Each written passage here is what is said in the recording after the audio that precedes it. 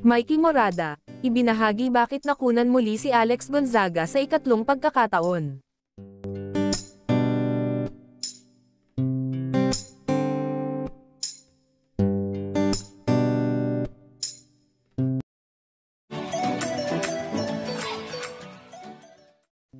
Nalaglag muli ang dinadala ni Alex Gonzaga sa ikatlong pagkakataon.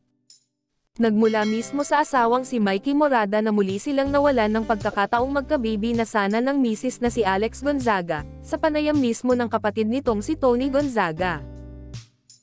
Ayon kay Mikey, nakaranas muli ng miscarriage si Alex noong December 2024. Ito'y matapos ngang makunan ang aktres ng 2 beses mula nang ikasal sila taong 2020. Disyembre taong 2024 daw nangyari ang muling pagkakunan ng misis, saad niya sa panayam sa kanya. Ipinangako pa naman daw ng mag-asawa sa isa't isa na mag-iingat na talaga sila kung sakaling makabuo na ulit. Noong nalaman namin na pregnant kami for the 3rd time, nagpa-check up kami kaagad sa OB and okay naman, salaysay ni Mikey. Tapos nag-decide kami na mag-iingat na talaga siya and the 2nd week, okay pa yung ultrasound.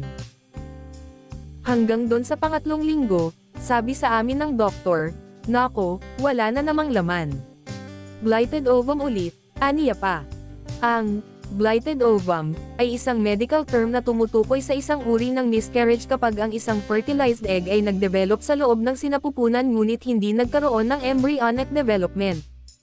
Ibig sabihin, walang embryo na nabuo kahit na may gestational sac. Pwedeng dulot ito ng genetic issues o hormonal imbalances sa katawan ng babae. Sa pagpapatuloy ng kwento ni Mikey, sinabi niyang nagpa-second opinion sila upang makatiyak nga sa kalagayan ng magiging panganay sana nila. Matapos ang pagsusuri kay Alex, napag-alamang mahina raw ang pintig ng puso ng baby sa sinapupunan ng misis. Nalaman namin na mababa yung heartbeat, na 65 lang. So that same day, pumunta kami sa ospital. Trinay namin habulin, baka masave pa yung baby, ani ni Mikey. Pero sa muling pagkonsulta nila ay wala na raw heartbeat ang baby.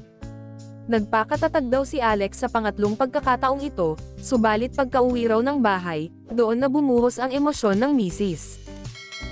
Sa pangyayaring ito tiniyak naman ni Mikey na hindi magbabago ang pagmamahal niya sa asawa.